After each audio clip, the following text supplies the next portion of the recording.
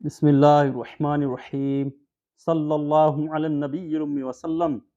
میرے دوستو، شیخ الحدیث حضرت مولانا محمد زکریا صاحب رحمۃ اللہ علیہ انڈیا سے، میرے دوستو بزرگوں ساتھیوں، حضرت علی رضی اللہ تعالیٰ عنہ سے روایت ہے اور حضرت ابو ہریرہ رضی اللہ تعالیٰ عنہ سے روایت ہے۔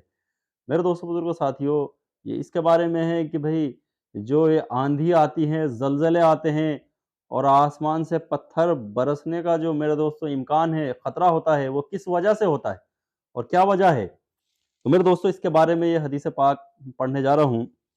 حضرت علی رضی اللہ تعالیٰ عنہ اور حضرت ابو ہریرہ رضی اللہ تعالیٰ عنہ دونوں حضرات سے یہ حدیث نقل کی گئی ہے کہ جب میری امت ان 15 عیوب میں مبتلا ہو جائے، من جملہ ان کے یہ بھی ہے،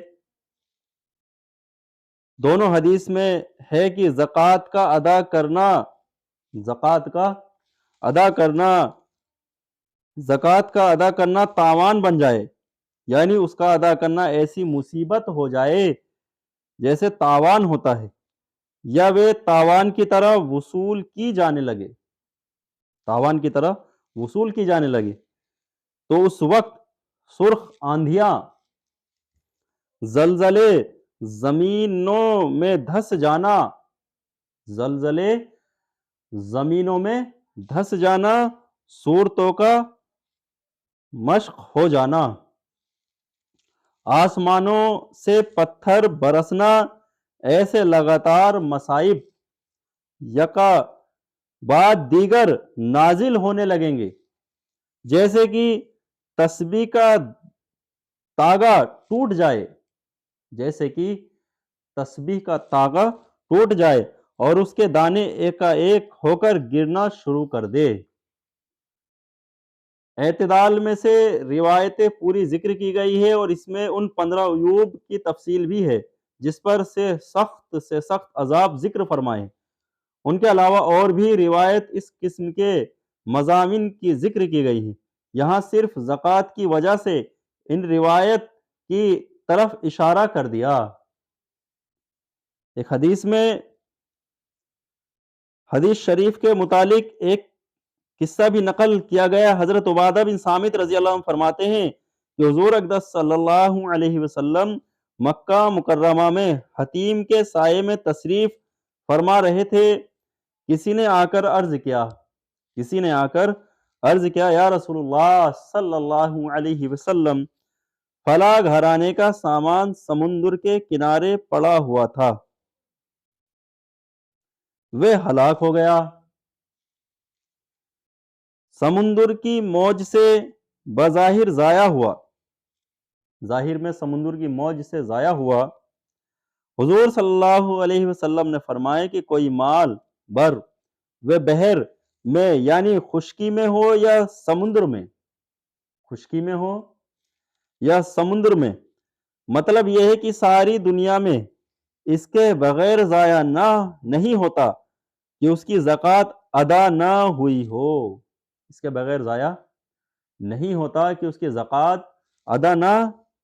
ہو۔ اپنے مالوں کی زکوٰۃ ادا کرانے کے ذریعے حفاظت کیا کرو اور اپنے بیماروں کا صدقے کے ذریعے سے علاج کرو، ناگہانی مصیبتوں کا دعاؤں کے ذریعے سے ہٹایا کرو کہ دعا اس مصیبت کو زائل کر دیتی ہے جو آن پڑی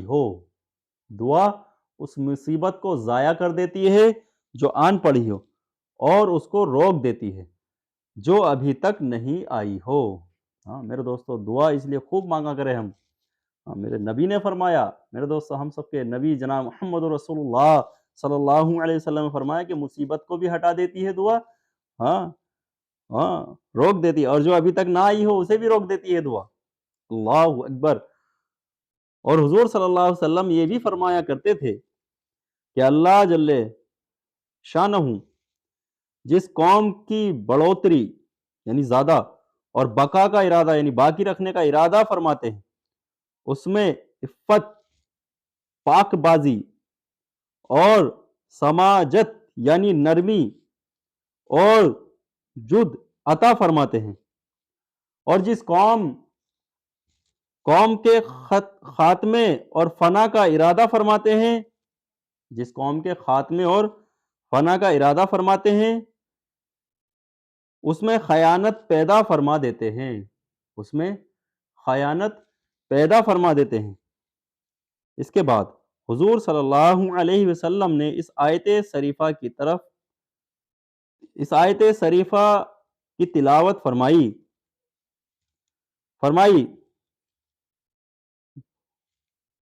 جس کا ترجمہ ہے سورہ انعام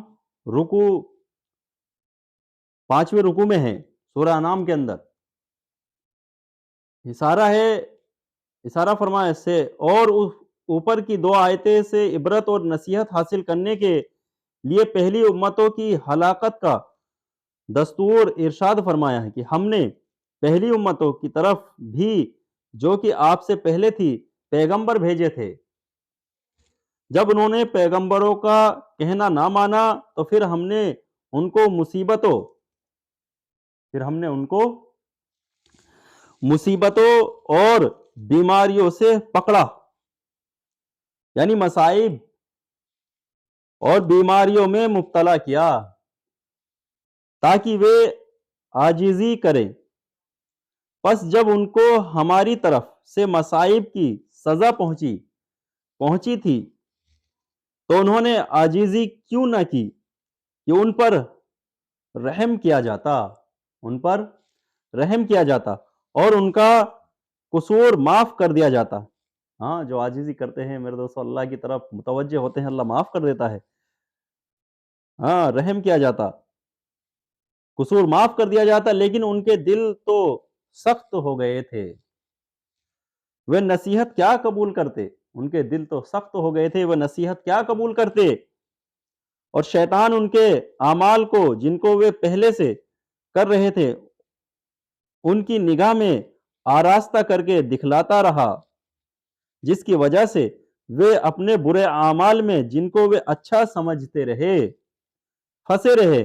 پھر جب وہ لوگ ان چیزوں کو بھولے رہے اور ان کی طرف التفات بھی نہ کیا، دیکھا ہی نہیں، کوشش ہی نہیں کری، جن کی ان کو پیغمبر کی طرف سے نصیحت کی جاتی تھی، تو ہم نے ان پر عیش و عشرت، راحت و آرام کے ہر قسم کے دروازے کھول دیے، یہاں تک کہ جب وہ ان چیزوں پر جو ان کو عیش و عشرت کی ملی تھی اترانے لگے، جس سے ان کی گمراہی اور بھی بڑھ گئی، تو ہم نے ان کو عذاب میں ایسا دفعتاً پکڑ لیا کہ ان کو اس کا گمان بھی نہ تھا۔ پھر ظالم لوگوں کی جڑ تک کٹ گئی،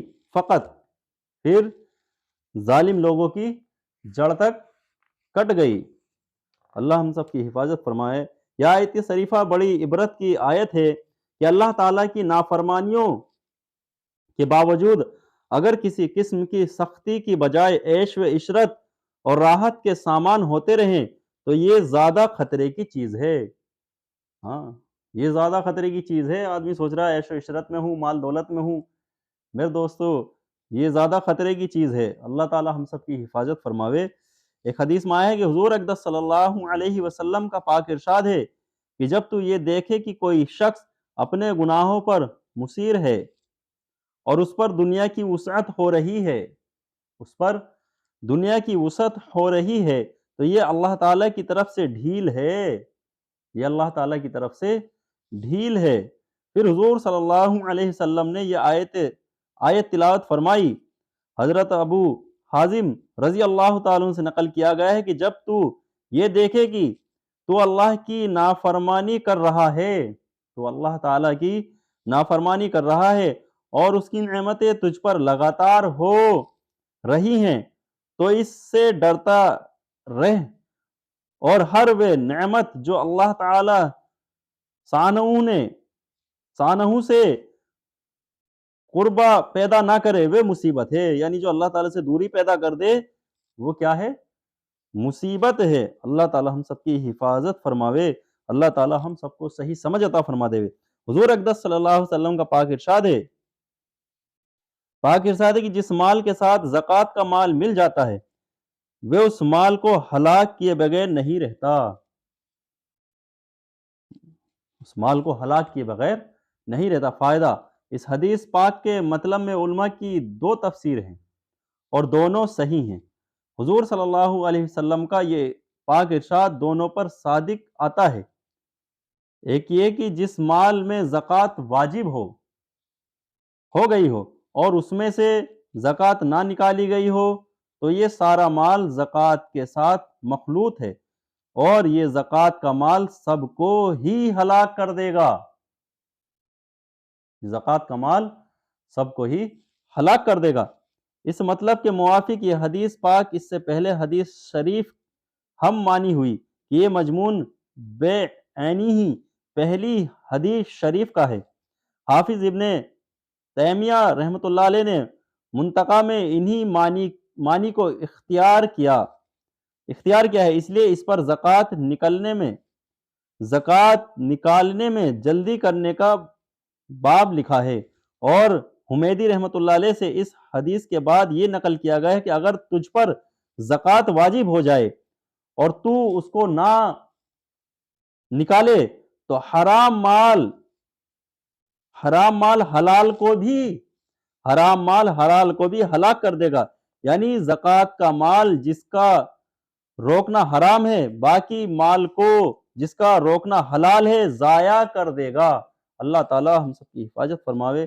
اللہ تعالی ہم سب کو صحیح سمجھ عطا فرما دے دین کی اور زکوٰۃ نکالنے کی بھی اللہ تعالی توفیق عطا فرماوے. السلام علیکم ورحمۃ اللہ وبرکاتہ.